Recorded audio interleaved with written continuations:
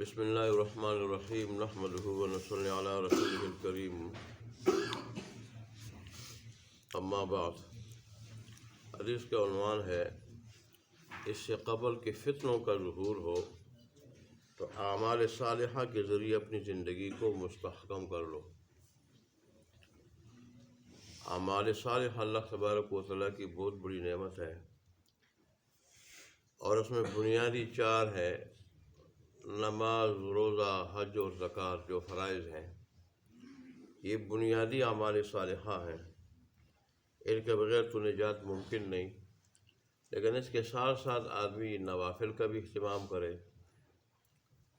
اور زیادہ سے زیادہ نیک اعمال کرے، ذکر کی صورت میں، تلاوت کی صورت میں، تو نفلی نمازوں کی صورت میں، چاش اور اوابین کی شکل میں، تو اس سے اللہ تبارک و تعالیٰ سے تعلق مضبوط ہو جاتا ہے اور باطن پاک ہو جاتا ہے، روح ترقی کر جاتی ہے، اور انسان کی روح جو ہے وہ اس کے نفس پہ غالب آ جاتی ہے، اور انسان کے اندر جو ملکیت کی قوت ہے، فرشتہ صفت ہونا، یعنی اللہ کی نافرمانی نہ کرنا، وہ قوت بہیمیت، چوپایا پن،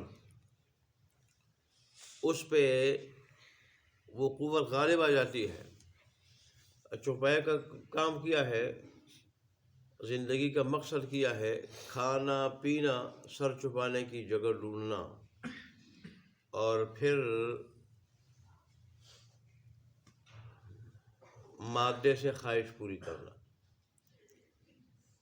انسان اور مسلمان یہ چیزیں اس کی ضرورت تو ہو سکتی ہے، اور ضرورت کے درجے میں وہ رکھ سکتا ہے، لیکن مقصد زندگی نہیں۔ مقصد زندگی اللہ تبارک و تعالیٰ کو راضی کرنا، آخرت بنانا۔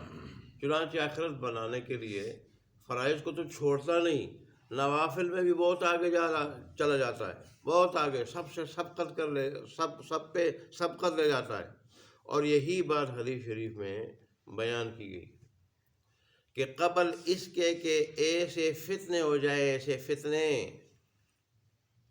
جس کی وجہ سے وہ اتنے سریع اثر کرنے والے ہوں گے، سریع الاثر ہوں گے، کہ ایک انسان صبح کو مومن ہوگا، شام کو کافر ہوگا۔ اب اس کا ایک مطلب تو یہ ہے کہ وہ حقیقت میں مومن ہوگا، کافر بن جائے گا، اور ایک مطلب یہ ہے کہ وہ کافروں جیسے کام کرے گا، کافروں جیسے کام کرے گا، بغاوت کرے گا، حلال اور حرام میں کوئی تمیز نہیں کرے گا، یہ حلال ہے یا حرام ہے، دوسروں پر ظلم کرے گا، ان کا حق دبائے گا، قتل کرے گا، مارے گا، پیٹے گا، ناحق گالیاں دے گا۔ کیونکہ حقیقی ایمان تو یہ نہیں ہے۔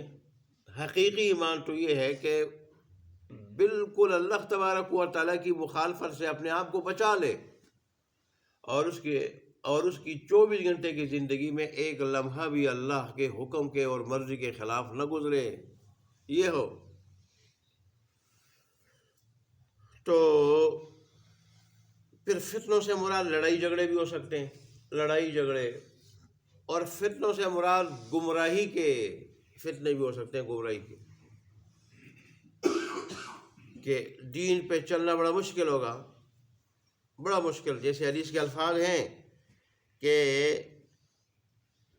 دین پہ چلنا ایسا مشکل ہوگا کہ جیسے تاریک رات ہو، تاریک رات ہو، اور اس تاریک رات کے قطعوں اور ٹکڑوں میں چلنا مشکل ہوتا ہے، اور آدمی ٹھوکریں کھاتا ہے، راستہ اس کو نظر نہیں آتا، گرتا۔ ایسے ہی اس زمانے میں دین پہ چلنا مشکل ہوگا۔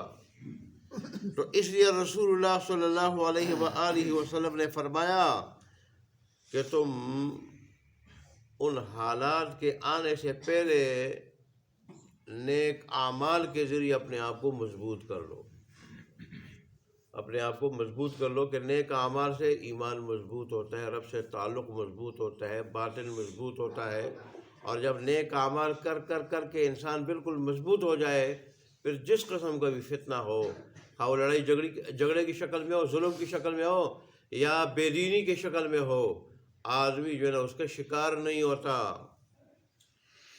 آج مسلمانوں کی جو حالت ہے، وجہ کیا ہے؟ وہ فرائض ہی نہیں پڑھتے، انہوں نے فرائض ہی چھوڑ دیے ہیں۔ روزے کو لوگ اس طرح، اور خاص کر شہروں میں کھاتے ہیں جیسے وہ فرض ہی نہیں ہے، فرض ہی نہیں ہے۔ ایک سگریٹ کے لیے اور اس کے سوٹے کے لیے روزہ توڑ دیتے ہیں، حالانکہ اتنا بڑا اس کا اجر ہوتا ہے۔ ساری زندگی کوئی روزے رکھے، رمضان کے ایک روزے کا ثواب نہیں پا سکتا، اتنا اس کا اجر ہے۔ اور پھر اللہ یوں بھی فرماتا ہے کہ اس کا اجر میں اپنے ہاتھ سے دوں گا۔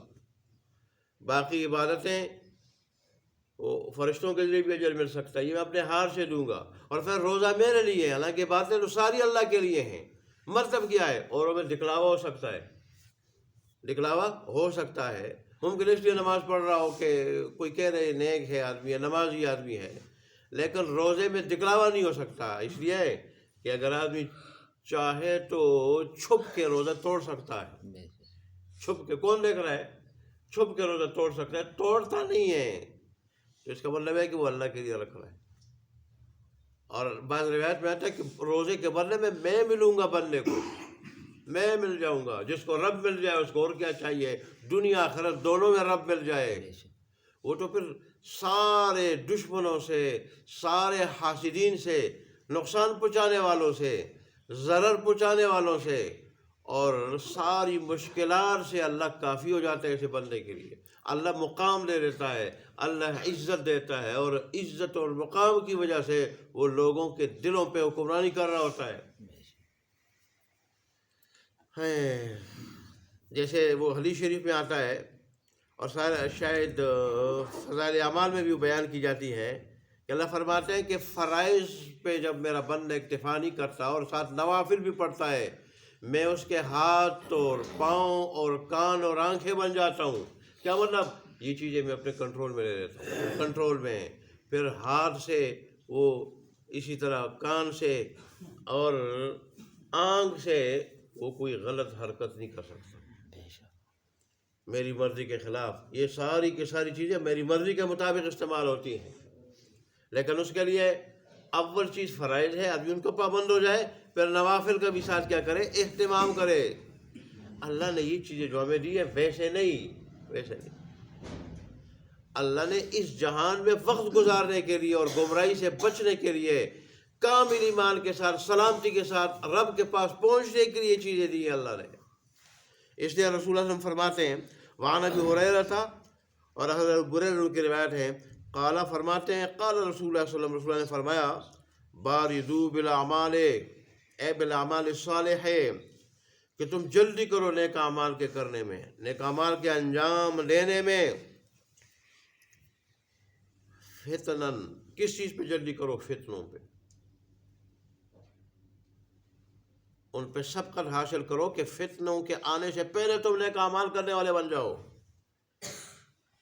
کقطع اللیل المظلم، وہ فتنے کیسے ہوں گے؟ اتنے زیادہ ہوں گے، کثرت سے ہوں گے، جیسے تاریک رات کے ٹکڑے اور حصے، اتنے کثرت سے وہ فتنے ہوں گے۔ اور یصبح الرجل مؤمنا، آدمی صبح اس حال میں کرے گا کہ مومن ہوگا، ویمسی کافرا، اور شام اس حال میں کرے گا کہ کافر ہوگا، ویمسی مومنا، اور شام کو وہ مومن ہوگا، ویصبح کافرا، اور صبح کو کافر ہوگا وہ۔ اللہ ہمارے حال پہ رحم فرمائے۔ اس حدیث کا مقصد یہ ہے کہ حالات ایک طرح نہیں رہتے، حالات کا مختلف بہاؤ ہوتا ہے اور مختلف اطراف کی طرف۔ تو اب اگر امن ہے، رسول اللہ نے فرمایا، اب اگر ایمانی حالت ہے تو اس کی کوئی گارنٹی نہیں کہ کل یہ بدل جائے، فتنوں کا وقت آ جائے۔ اللہ اور اس کے حبیب صلی اللہ علیہ وسلم نے کیا کچھ ہدایات نہیں کی، لیکن ہم سننے والے تو بن جائیں، سینے سے لگانے والے تو بن جائیں، تو پھر دنیا بھی بنے، آخرت بھی بنے، فتنوں کے شکار ہم نہ ہوں، کہیں پریشان ہم نہ ہوں۔ اور یبیع دینہ بعرض من الدنیا، وہ وقت ہوگا کہ انسان اپنے دین کو بیچ ڈالے گا دنیا کے معمولی سامان کے بدلے، معمولی سامان کے بدلے میں دین بیچ ڈالے گا۔ اللہ تبارک اللہ ہمارے حال پہ رحم فرمائے اور ہمارے دین کی اور ایمان کی حفاظت فرمائے۔ وآخر دعوانا الحمدللہ رب العالمین۔